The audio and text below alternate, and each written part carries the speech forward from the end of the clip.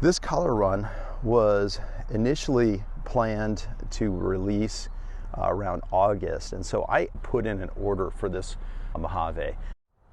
Hello, I'm Brett, and I'm in gear out at the pumpkin patch to tell you about this Jeep Gladiator that comes in a limited release pumpkin metallic clear coat.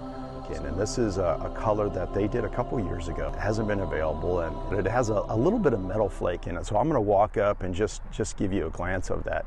And as I do that, I'll mention that I ordered it, to my spec. So I don't know if any of that metal flake is coming through.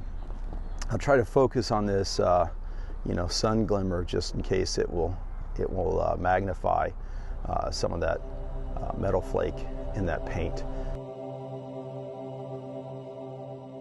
But I will tell you, from my perspective, it seems like it's a pretty moderate metal flake, or flake. Maybe it's not even metal that they're using them in anymore. It's subtle. I've seen paint jobs with a lot more flake that throw a lot more fire, and maybe you just don't need it because this paint itself throws a lot of fire. The only punch in the gut would be that this is a spendy color. All paints have really just gone up.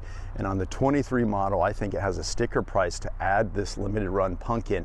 It's around $7.95. But I don't think you're gonna get hurt on that because they're just such a rare bird to come across. Oh, one other thing I'll mention on the color. This was a limited run, and it went from, I believe, August, and now we're under a strike. The Jeep Gladiator plant's not producing any new Gladiators.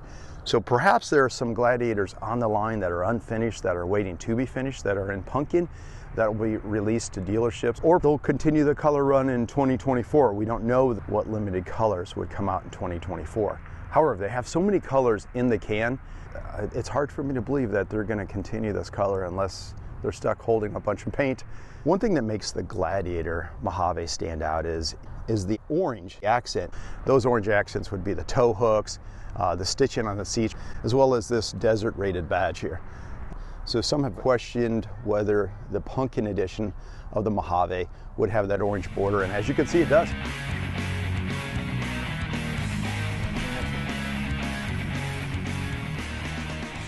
Let me answer the question, what led me to buy a 2023 Jeep Gladiator Mojave in pumpkin metallic? Really, there's not just one answer. It's really multifaceted. There was a couple things happening. I was aware of that color and the potential of it coming out ever since I think it was the 2019 Chicago Auto Show. They displayed a limited run 2020 pumpkin metallic Rubicon. I just thought that color looked fantastic. And sometime in 22, I think it was Mopar Insider, great website that I had come across through the Jeep Gladiator forum. They had shown that there was the possibility that pumpkin metallic was going to be one of the limited releases in August of 23. So I saw the potential. It was just a really, really dynamic market. Inventory was starting to stack up. There were larger incentives available on the vehicles at that time. At that time, nobody was really talking about the strike, but I'd come across some information about it, so that was in the back of my mind. And I just thought, prices might get better before they get worse. We really don't know what the future's going to hold, but I saw the potential of upgrading, and I had done some business with a sales manager in the past, had a good relationship with him, and he was really open to the idea of me putting in an order and having some contingencies if something changed in terms of my economic circumstances and it didn't make sense, I could have a refundable deposit. He was open to that because that would just be one more unit that he would have on hand above his allocation that he could sell on the lot. So it was a win-win situation for the both of us. So I already had an idea of how I would do this deal, and I had an idea exactly what I wanted on the order. So let me just walk you through that. I've had a couple Gladiators, and all of them have been Mojaves. I really enjoy that trim level. It comes with a lot of great features to start with. As you can see here, it's got the 410 axle ratio. Comes with a great set of tires. I already have a spare set of 35-inch tires. I kept those. I've got a Sunrider already. I kept that because those are all just extra accessories that I can switch out on this vehicle as I please. If I just walk you through this window sticker, this Maroni label, I just can point out a few things. The Pumpkin Metallic, that's a spendy color, $795. That's at full MSRP. It doesn't cost near that much when you're ordering back of MSRP, but still, it is pricey. I should say it does cost near that much, but it's understandable because that's a premium color.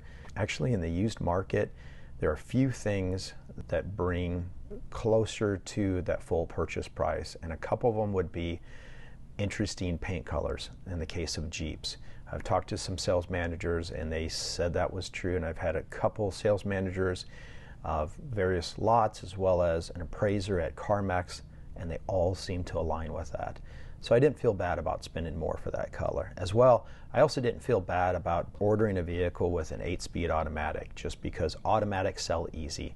Same with that 3-piece hardtop, and that hardtop comes with essentially 2 panels in the front that come out more or less like a T-top if you're not familiar with them.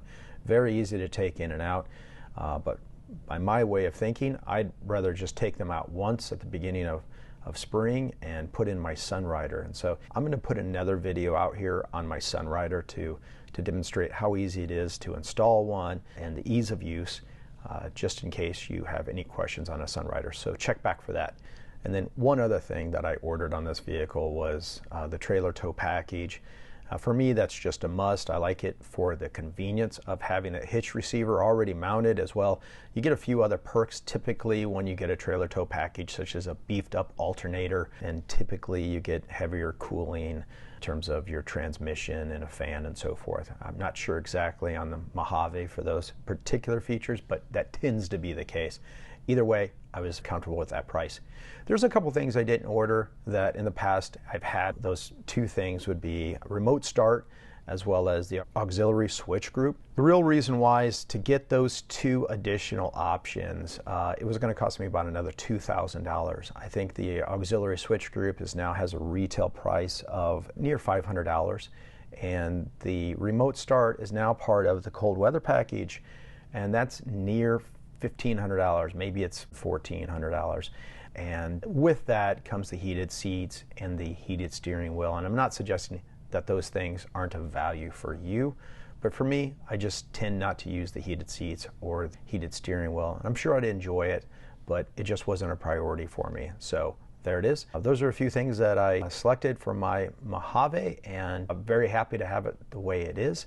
Tune in. I'll be putting out a few more videos to talk more in depth about some of the key features and functionalities of my Mojave, as well as a few other accessory videos, and I'll do a deeper dive in the ordering process and share some tips and ideas when it would come to putting an order in, and maybe you'd find that of use. Please like and subscribe, because it'll certainly help the algorithms for others to see my videos, and as well, it'll probably just be a friendly reminder that I've posted a new video out there for you. Have a good day. Thanks for watching. Bye-bye.